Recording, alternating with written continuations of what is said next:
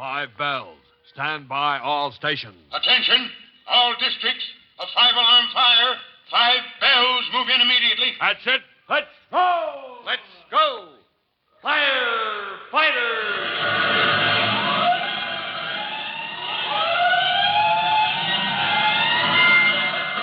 Presenting Firefighters, the true to life story of our unsung heroes who stand ready to ride by day or night against our most murderous enemy, the demon of fire. In just a moment, we'll step into the living room of the Collins home, where Jimmy, Trudy, Tim, and Mother Collins are talking over the big excursion that Jimmy and Trudy are setting out on the next day. A field trip outside of town into the wild region known as Red Horse Ravine. Their botany teacher has assigned them the job of collecting as many different kinds of ferns as they can, and they're all excited about the adventure, an adventure, incidentally, that is destined to include a lot more than ferns before they're through. We'll join the Collins family in the next firefighting adventure right after this important message.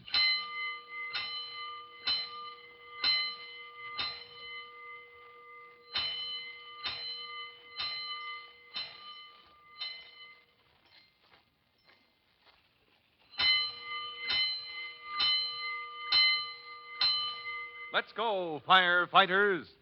Let's go to the home of the Collins family, where Jimmy, Trudy, Tim, and Mother Collins have just heard Tim's vivid account of the recent Saxon Sims case in which Tim was helpful in bringing the importer-turned-arsonist to justice.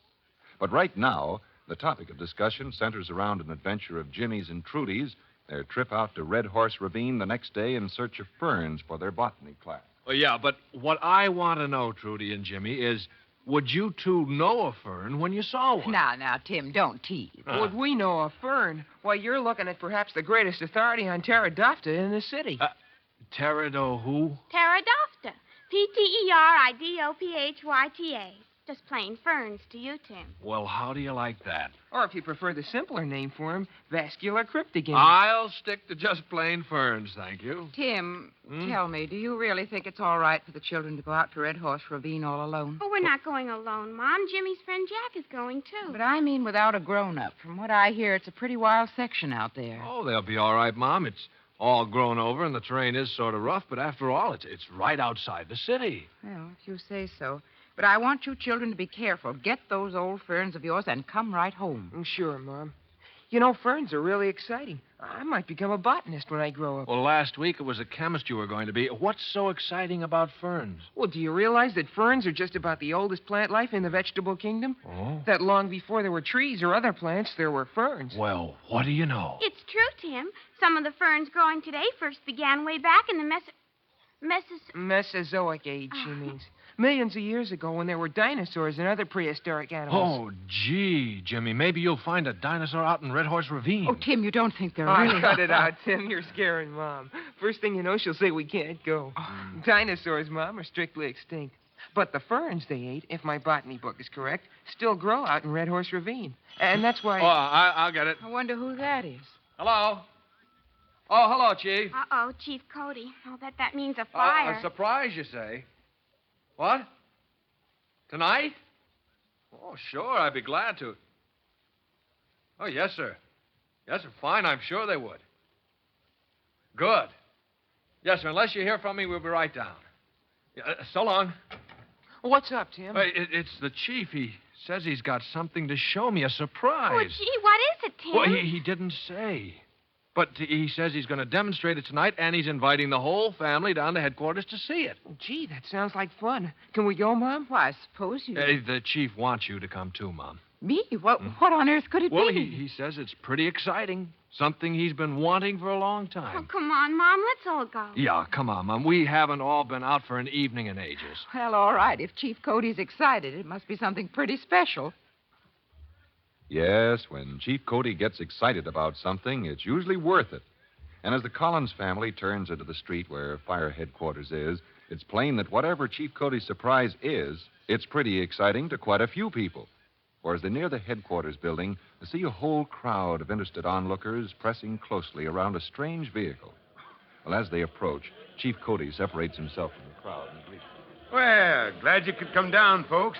Hello, Mrs. Collins. It's good to see you again. Hello, Chief. It's nice of you to ask us, but what is Yeah, it? Chief, what's the big surprise? Right here. If we can work our way through this crowd, I'll show you. Oh, gee, is that it? This funny-looking thing? Chief, you did it. You went and got a searchlight truck. Yep, Tim, it just arrived today. Oh. Searchlight truck number 1. The searchlight truck. Gee, what's it for, Chief? Has a lot of uses, Jimmy. For lighting up rescue work, for fires at night, for making firefighting easier in fog and smoke. Well, I've known you've wanted one of these contraptions for a long time, Chief. Yes, every modern city fire department needs the latest equipment, and this is the last word in portable powerhouses. Come on over. Let me show it to you. Oh, boy, it's sure a beauty. Look at that big searchlight. Yeah, Right. and powerful, too. Why, that big lamp can throw 1.5 million candle power beam several miles. Cut through blackness and fog like a knife. I'll show you how it works in a moment. What are these little lights on the side for, Chief? Well, they look small compared to the giant light, Trudy, but actually they've got 500 and a 100-watt bulb. And see? Here. They're portable. Come right off the truck and can be placed anywhere you need them. My, it must take a lot of electrical power to run all these lights, Chief. Yes, it does, Mrs. Collins. A lot more than it takes to run your lights at home, but that's where this outfit really goes to work. Well, how do you mean, Chief? Don't you have to be near an electrical outlet to run all this candle power? No, sir. That's the beauty of this equipment. You see that big generator in the back? Oh, yeah. Searchlight truck number 1 is really a mobile powerhouse. Say. Can go anywhere and generate its own electricity. If we need a power line in an emergency at a fire, why, we just string this waterproof cable here, start the generator. Oh, gee, turn it on for us, will you, Chief? I'd like to see that big searchlight throw a beam. Oh, now, Jimmy, maybe the Oh, Chief that, doesn't... that's all right, Mrs. Collins. That's why I invited you down here. Confidentially, I'm just itching to see it work myself. All right, Hogan, start the motor up. Hey, she's got a powerful engine. I'll need one to generate 1.5 million candle power. Yes, sir. I'll just climb up here to the big searchlight. Aim her at the sky and... There! Oh, boy, what a beam.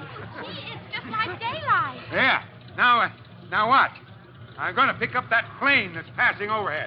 Watch the Chief, Mother. He's just like a kid with a new toy. All men are. There it is, Chief. I can see its running lights. I'll get her. Little to the right. There. There, right in the beam. Hey, isn't that something?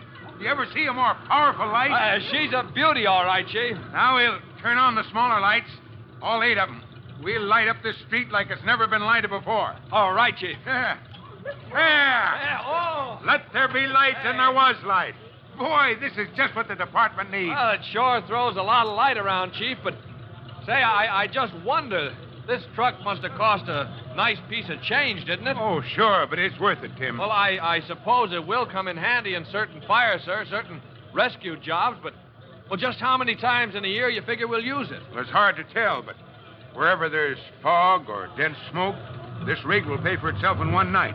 Now, you mark my words. Well, maybe, sir, but seems to me it's quite an investment for the amount of use we'll get out of it. Well, remind me to remind you of that statement the first time we really need a lot of light on a job. Yes, sir. Oh, I'll admit it's expensive, but money's no object when lives and property are at stake. And searchlight truck number 1 will really help fight fires. I'm convinced. I think the Chief's right, Tim. I'm thinking of a certain night years ago when your father was... Yes, Mrs. Collins. I remember that night well. If we'd had sufficient light on the job, if we could have seen exactly where to go in that building, we might have saved Ben. Yes, sir. I guess you're right, sir. Well, we'd better get home. Jimmy and Trudy here are off bright and early tomorrow morning for Red Horse Ravine, after some old ferns or something. Oh, gee, Mother, do we have to go now? Oh, yeah, Mother. Can't we stay a little longer? No. Mom's right, kids. It's bedtime. Come on, we'll go home. Thanks, Chief, for the demonstration. And in spite of what I said, sir, I think Searchlight Truck number 1 is a great piece of equipment. Well, just how great a piece of equipment Searchlight Truck number 1 will prove to be, Tim doesn't realize at the moment. But unknown to him, or Jimmy, or Trudy, it is destined to play a fateful and dramatic part in their lives very soon. Well, tomorrow, Trudy and Jimmy start out on their trip to Red Horse Ravine. A trip that begins with a search for ferns for their botany class, but ends in a far different adventure. So, be sure to be on hand for the next true to life episode of The Firefighters.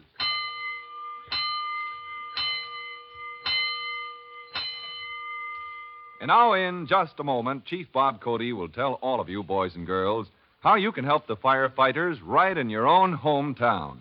But first, here's a message you ought to hear. And now, here's Chief Bob Cody with a special message for the Firefighters Brigade. Chief Cody. Hello, boys and girls. You know, this country has had a housing shortage for a long time. There are many causes of this condition, but there is one cause I'll bet you have never thought of. Fire. Yes, every year, fire destroys enough timber and lumber to build 140,000 five-room houses. Just think of that. Enough houses to make homes for the folks of a pretty good-sized city. I tell you this just to remind you that we can never relax our guard against uncontrolled fire. It's a friend when we control it. But running wild, it continues to be one of our greatest national enemies. So keep up the fight, boys and girls, against fire. Help the firemen in your town keep your homes from the tragedy of fire. Well, that's all for now. Till I drop in again next time. So long. Fire Chief Cody and the young rookie fireman Tim Collins will be back on the same station the next time you hear... That's it. Let's roll!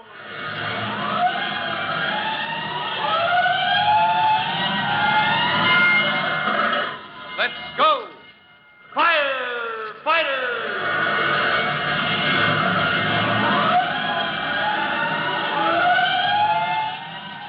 Firefighters is a copyrighted feature of William F. Holland Productions.